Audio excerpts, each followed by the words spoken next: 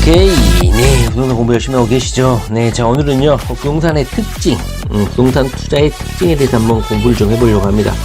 이미 부동산 아파트, 단독주택, 다가구, 빌라, 거래해보신 분들은 아시겠지만, 다른 상품, 필수품, 생활용품, 이런 거래의 차이점이 명확하죠. 부동산 거래는. 그래서 이미 부동산 거래가 있으신 분들은 굳이 보실 필요가 없고, 이 채널의 구독자가 대부분 40대에서 70대까지 중장년층이 대다수입니다. 그런데 25세에서 35세 이렇게 또 40대 초반까지 이러신 분들은 아직 주택 매매 거래 경험이 없으신 분들은 부동산의 특징, 주택 시장의 특징에 대해서 한번 공부해 볼 필요가 있다. 이것을 공부해야 되는 이유는 이 부동산 거래의 특징을 제대로 이해를 하게 되면 부동산 투자, 부동산 투기에 있어서 실수를 하지 않는다. 그리고 더 간절함에 대한 필요성, 간절함에 대한 절감, 이런 게 더 와닿을 수 있을 것 같습니다. 오늘 공부를 좀 해보려고 하는 것은 바로 이 한 챕터 때문입니다. 제가 부동산 책을 종종 읽다 보면, 내가 부동산을 사고 팔고 임대를 주고 여러 가지 행위를 하지만 가끔씩 망각을 하고 있는 부분이 있었는데, 이 챕터를 읽고 나서 제 예전에 전세를 5천만원, 6천만원 올려달라고 했을 때 그 소름, 그게 확 느껴지더라고요. 자, 오늘은 부동산 거래의 특징 한번 신속하게 살펴보도록 하겠습니다. 자, 이 부분을 먼저 집중해서 한번 보시기 바랍니다. 주식은 포커, 부동산은 고스톱이다. 이렇게 재밌으라고 제목을 부셨는데, 저는 이걸 이렇게 고쳐봤어요. 부동산 거래, 주택 시장은 두 가지 신분 중 한 개의 신분을 반드시 가지게 된다. 그 두 가지 신분은 뭡니까? 바로 하나는 집주인, 하나는 임차인, 이거죠. 한 사람은 반드시 임대인의 지위를 가지게 되고, 또 한 사람은 자신이 좋아하든 좋아하지 않든 반드시 또 한 명의 반대의 신분을 가지게 된다는 거예요. 보시면 여기서 포커라고 하는 이유는 언제든지 자신이 그 게임을 그만둘 수 있다. 그러나 부동산은 그만둘 수가 없다, 이 뜻입니다. 자, 한번 보시면 부동산 시장은 본인의 의사와 상관없이 시장 참여자가 되어야 된다. 즉 집주인이 되든지 아니면 세입자가 되든지 둘 중에 하나의 신분을 가지게 될 수밖에 없다는 것이죠. 다시 말하면 집을 사지 않는 순간에는 자신은 세입자의 신분에 머물러야 한다는 것이죠. 그래서 본인이 부동산 시장에 참여하지 않는다고 100번 나는 부동산 투자 같은 거 안 할 거야 이렇게 백날 외친다고 해서 거기에서 자유로울 수가 없다는 거야. 자신이 집주인이 아니면 또 다른 신분인 세입자가 될 수밖에 없다는 거야. 왜냐하면 집이라는 것은 필수제고 누군가는 어디서 이슬을 피해서 머물러야 하지 않습니까? 사랑하는 가족과 어딘가에는 머물러야 된다는 거야. 그게 집이기 때문에 자신이 집주인이 아니라면 바로 세입자의 신분이 될 수밖에 없다는 것이죠. 본인이 부동산 시장에 참여하지 않는다고 100번 외쳐봤자 집주인이 전세값을 깎아주지는 않고, 주식은 언제든지 내가 다른 사람에게 피해 주지 않고도 언제든지 그 거래 행위를 중지할 수는 있지만, 부동산은 내가 시장에 참여하지 않는다고 해서 내가 자유로울 수 있냐? 아니라는 것이죠. 내가 의도하든 의도하지 않든 자신은 피해자가 될 수 있다는 거야. 부동산 가격이 오른다든가 전세가가 오른다든가 월세가 오른다든가 이렇게 해가지고 직접적인 피해자가 된다는 것이죠. 이것이 바로 다른 거래 시장과의 차이점입니다.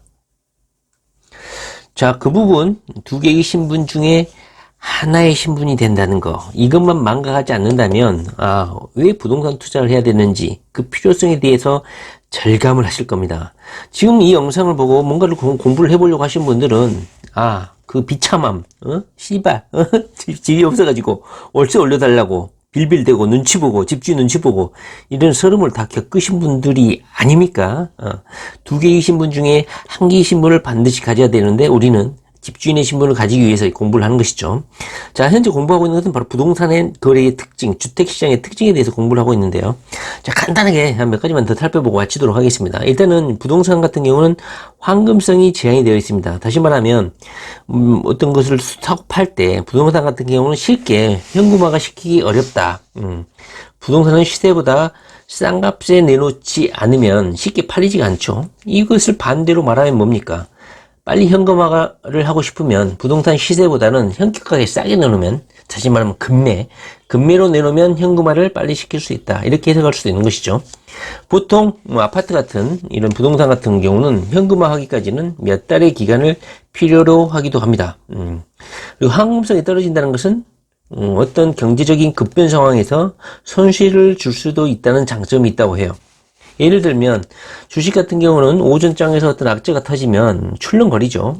그래서 엄청난 손실이 순식간에 발생하는데, 부동산 같은 경우는 어떤 악재가, IMF 같은 경우 이런 대형 악재가 터지면 그런다고 해서 1시간 안에 반응이 옵니까? 일정 시간이 걸리죠. 그것처럼 반응이 늦기 때문에 악재가 나온다고 해서 이걸 팔려고 한다고 해서 바로 팔리지도 않는다는 것이죠. 따라서 대응할 시간이 있다는 것이죠. IMF 시장 때, 그때 우리가 IMF 터져가지고 엄청난 가치 하락이 있을 때, 그때 대응하지 못해서 아파트를 팔지 않고 그냥 버티고 있었던 사람들, 그로부터 3년 후에 엄청난 또 아파트 시세 회복이 있었지 않습니까? 그것처럼 적기에 대응하지 못한다고 해서 반드시 손해를 보는 건 아니다.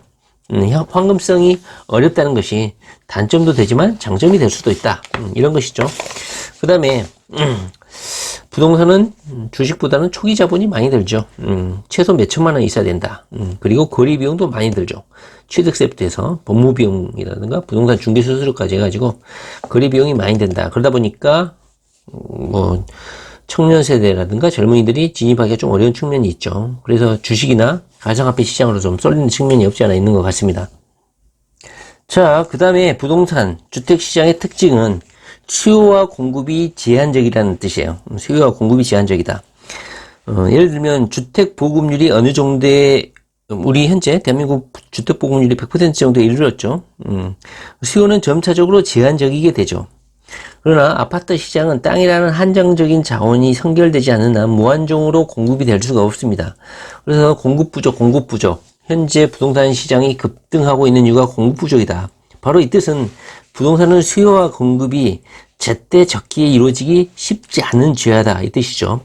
다시 말하면 부동산 시장은 단기간에 수요와 공급이 늘어나기 어려운 곳이다. 그러나 최근에 보시면 아시겠지만 외곽지에 지을 땅은 많죠. 땅이 없는 건 아니에요. 땅은 있어. 그런데 사람이 살고 싶어하고 필요로 하고 생활하기 편리하고 일자리하고 가깝고 이런 사람들이 필요로 하는 땅이 부족하다는 것이지 아파트를 지을 땅이 없다. 그건 말이 안 되는 것이죠. 다시 말하면 건설사들도 뭘 지어가지고 수익성이 남고 사람들도 미부장이 나지 않고 들어와서 살 수 있는 그런 곳에 지어야 되지 않겠습니까? 자, 그런 땅이 부족하다. 그리고 그렇기 때문에 단기간에 또 그런 땅을 확보해서 공급하는 것도 쉽지 않다. 이것이 바로 부동산의 특징이죠. 그 다음에 부동산에는 기관 투자자가 없다. 전 이것도 상당히 참 유의미한 내용이라고 생각합니다. 개인들이 이 주택시장, 부동산 시장에서 돈을 벌 수 있는 이유, 그나마 기회가 어느 정도 있는 이유가, 주식시장 같은 경우는 삼성전자 주식이 7만원, 그 다음에 기타 주식 비싸봐야 몇십만원 밖에 하지 않지 않습니까? 그러다 보니까 기관 투자자들이 몇십억, 몇백억만 투자해도 주식시장을 들었다 놨다 할 수 있죠. 그 종목을 작전을 할 수가 있죠. 그런데 부동산 같은 경우는 워낙 단가가 비싸죠. 최하 몇천만 원에서 몇억, 5억, 10억 하지 않습니까? 그러다 보니까 작전도 불가능하다. 물론 임대시장은 LH라든가 뉴스테이, 기업형, 이렇게 중소기업에서 임대시장 정도는 개입을 할 수 있지만 매집을 한다든가 아파트를 대량 매입을 해가지고 시세를 조정하고, 이것은 쉽지 않은 시장이다. 왜냐면 주택이 상당히 비싸기 때문에. 이것은 그나마 다행인 것이죠. 왜냐면 개인들이 그나마 재테크를 통해서 부를 일궈 나갈 수 있는 그나마 안정적인 시장이다. 이렇게 생각해 볼 수도 있는 것이죠. 자, 그 다음에 부동산 시장은 아까 반응 속도가 느리다는 거 아까 했었죠. 따라서 급등락을 하더라도 냉정하게 시장을 판단해보고 중립적인 입장에서 판단해 볼 수 있는 그런 시간적 여유를 가질 수 있다. 주식 같은 경우는 급등락이 이렇게 쉽게 이루어지는데 부동산 시장은 그렇지 않다. 그러나 최근에 보면 부동산 스터디 카페도 있고 호갱 논어도 있고 부동산 정보에 접근할 수 있는 수단과 개체, 어플들이 다양하게 있으면서, 그리고 부동산 재테크를 하는 나이, 연령대도 상당히 젊어지면서, 부동산 시장도 주식시장 못지않게 상당히 반응 속도가 빠르지 않나, 이런 생각이 좀 듭니다. 투자시장에 젊은 사람들이 많이 들어오고, 그 다음에 부동산 정보 접근이 엄청나게 향상되면서 속도가 많이 늘어나지 않았나 하는 생각이 좀 들어요. 그러나 전통적으로 부동산 시장은 주식시장이나 가상화폐 시장보다는 반응 속도가 상당히 느리기 때문에 어떤 상황에 대처를 함에 있어서 생각하고 냉정하게 고민해보고 결정할 수 있는 그런 시장이다, 이렇게 말씀드릴 수가 있을 것 같습니다. 그 다음에 부동산은 거래 비용이 많이 든다. 이것은 아까 말씀드렸죠. 취득세부터 해서 법무비용, 세금. 문제는요, 여윳돈이 있어야 돼요. 여윳돈. 그냥 내가 시세 차익을 얻었으면 그 시세 차익에서 이렇게 법무비용을 낼 수 있는 게 아니고, 기껏해야 부동산 중개수수료는 수익에서 줄 수는 있겠죠. 그러나 대부분은 취득세라든가 여러 가지 세무 비용, 법무 비용, 이것은 미리 준비해야지만이 부동산을 취득할 수 있다.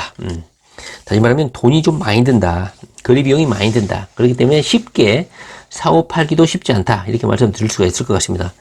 자, 그 다음에 주택시장은 레버리지 투자가 가능하다. 빚내서 투자할 수 있다. 이건데, 좋은 빚과 나쁜 빚이 있는데, 이 주택시장에서의 빚은 양질의 빚이다, 이렇게 많이 좀 하죠. 특히나 전세를 끼고 사는 기획투자 같은 경우는 거의 무차입 대출이라고 할 수 있죠. 영구채 성격을 가지고 있어서 이자도 주지 않으면서, 물론 은행에 대출이 있는 사람은 이 전세금을, 보증금을 받아가지고 은행에 대출을 갚으면 이자를 내지 않아도 되겠지만, 대부분은 다음 전세 세입자한테 돈을 받아서 전세금을 내주면 되기 때문에, 주택시장에서 이 전세 보증금은 레버리지 효과를 낼 수 있는 그런 투자자금의 성격을 가질 수 있다. 다시 말하면 전세금은 단순한 부채가 아니고 2년이라는 정해진 기간 내에 그 돈을 갚을 필요도 없고, 이건 너무 극단적인 표현인데, 다음 세입자한테 받아가지고 넘겨주면 된다, 이 뜻이죠. 게다가 무이자다, 영구채적 성격을 가지고 있다, 양질의 레버리지다, 양질의 대출이다, 이렇게 말씀드릴 수가 있습니다. 그 다음에 부동산 가격은 하방 경직성이 있다, 상방 경직성, 하방 경직성. 그런데 왜 하방 경직성이 있나? 왜냐하면 사람들이 거기 들어와서 살기 때문이라는 것이죠. 흔히 전세 가격 같은 경우는 거품이 없다 그러잖아요. 거기에서 사람이 자신의 필요에 의해서 자신이 부담 가능한 전세금에 해당하는 금액에 지불하고 살기 때문에 전세금은 거품이 없다고 합니다. 따라서 실수요자가 들어가는 그 주택가 시장 같은 경우는 부동산 가격이 오르거나 내리더라도 크게 영향을 받지 않는다는 것이죠. 그리고 가격이 떨어지더라도 전세 가격 이하로는 잘 떨어지지 않는다, 이렇게 평가를 합니다.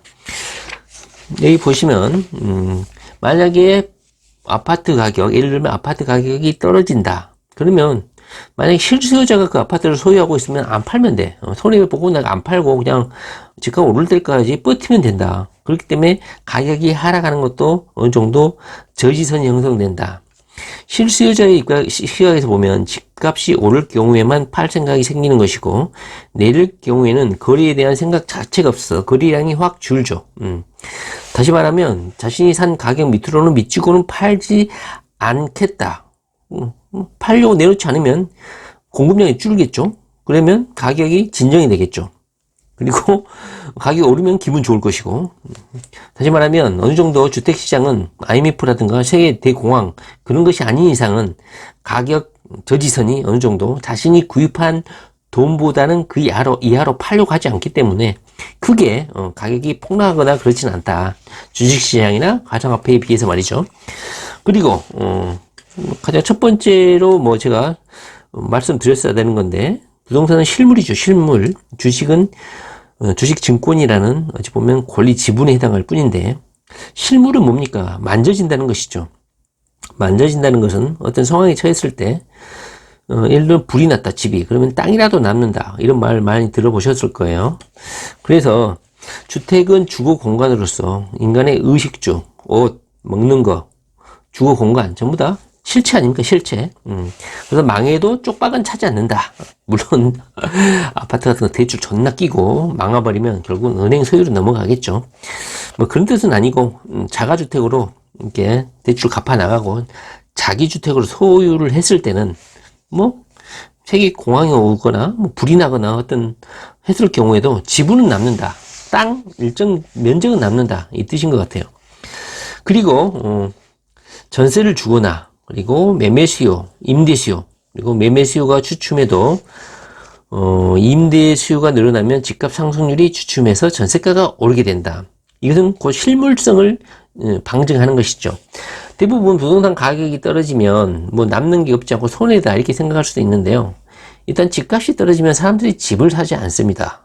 집을 사지 않으면 집이 팔리지 않겠죠. 사람들이 집값이 떨어질 공포에 있는데 집을 사겠어요? 결국은 임대로 사든지 세입자로 살려고 하겠죠.